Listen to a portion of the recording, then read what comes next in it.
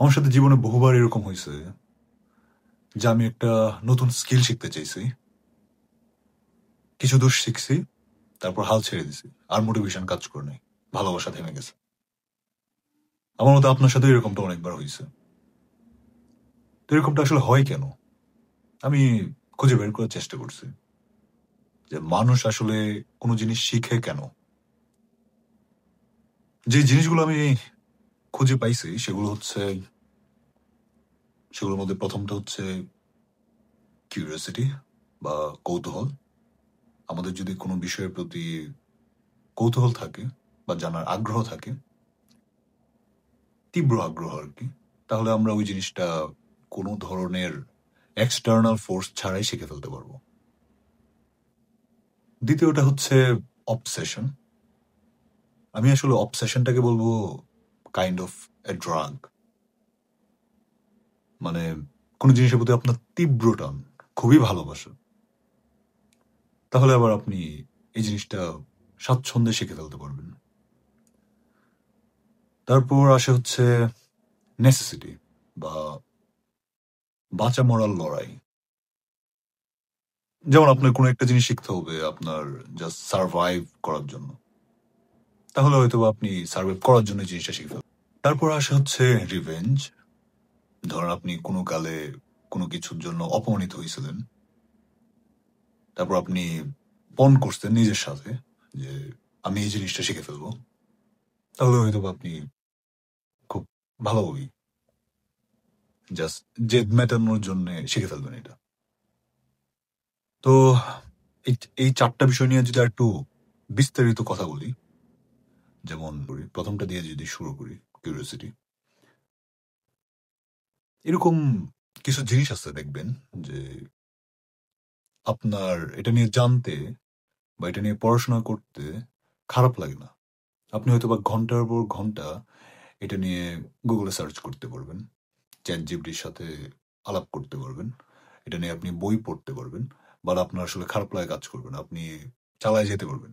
আপনার আহ, কোনো টিচার আপনাকে মারতে হবে না, বা আপনার বাবা মা আপনাকে বকা দিতে হবে না এই জিনিসটা পড়ার জন্য। তো এটা আমরা পারি তখনই যখন আমাদের মধ্যে কোনো জিনিস জানার প্রতি তীব্র আগ্রহ থাকে। আর দ্বিতীয়টা হচ্ছে অবসেশন।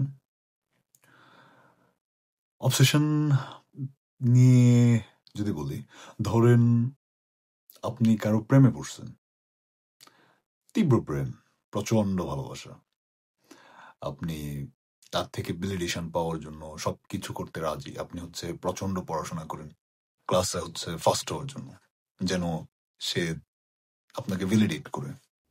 তো আপনার ওই ভালোবাসার জন্যে আপনি অনেক কিছু করতে পারবেন। এই ভালোবাসা আপনাকে ইন্টারনালি ফোর্স করবে, আপনার ভেতর থেকেই টান কাজ করবে যে আমি ওই নির্দিষ্ট জিনিসটা করব, কারণ ওই যে আপনি ভালোবাসেন, ভালোবাসার জন্য তো সবই করবেন, এরকম একটা অবস্থা।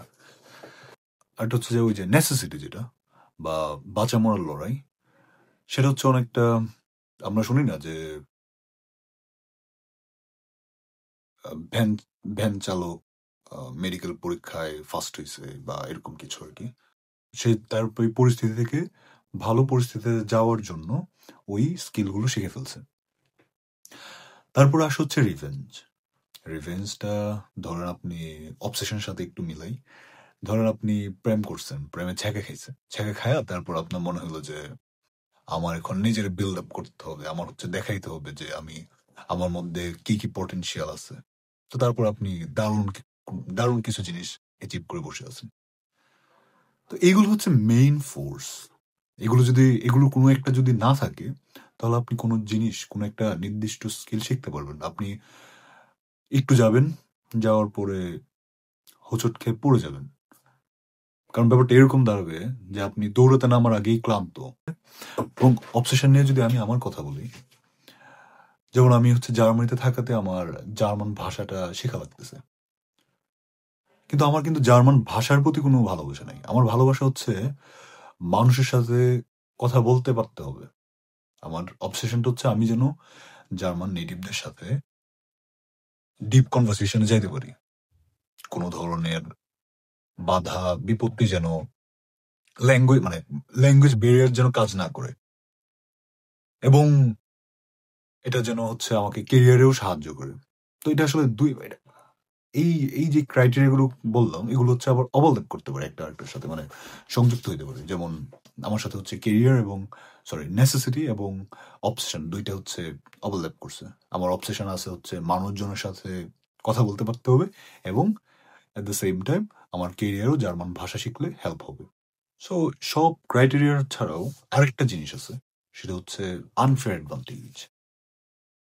আনফেয়ার অ্যাডভান্টেজটা হচ্ছে এরকম জিনিস যেটাকে হয়তো বা গড গিফটেড ট্যালেন্ট বলা যেতে পারে। ধরেন এরকম কিছু জিনিস আছে না, যেটায় হয়তোবা আপনি এমনিতেই ভালো অন্যদের থেকে। হয়তোবা আপনি ভালো ছবি আঁকতে পারেন, আপনি ভালো গান গাইতে পারেন, বা যেকোনো কিছু হইতে পারে যেটা আপনি অন্যদের থেকে ভালো পারেন, এমনিতেই পারেন। সেটা যদি আবার ওই ক্রাইটেরিয়া গুলোর সাথে ম্যাচ করা যায়, তাহলে আপনার আসলে কোনো কম্পিটিশন নেই। মানে কোনো ওইখানে আপনি এমনিতেই অন্যান্য মানুষজন থেকে অনেক দূর আগায় আছেন। তো আমরা যদি নতুন কোনো স্কিল শেখার আগে এই প্রশ্নটা নিজেদেরকে করি যে আমাদের মধ্যে এই ক্রাইটেরিয়া গুলো, এই যে কারণগুলো বললাম, এই কারণগুলোর কোনো একটা কি আছে কিনা। যদি কারণগুলো কোনো একটা থাকে, তাহলে আমাদের ওই নির্দিষ্ট স্কিলটা শেখা উচিত। আর যদি না থাকে, তাহলে আসলে শেখা উচিত না, কারণ আপনি বেশি দূর যেতে পারবেন না। এই তো।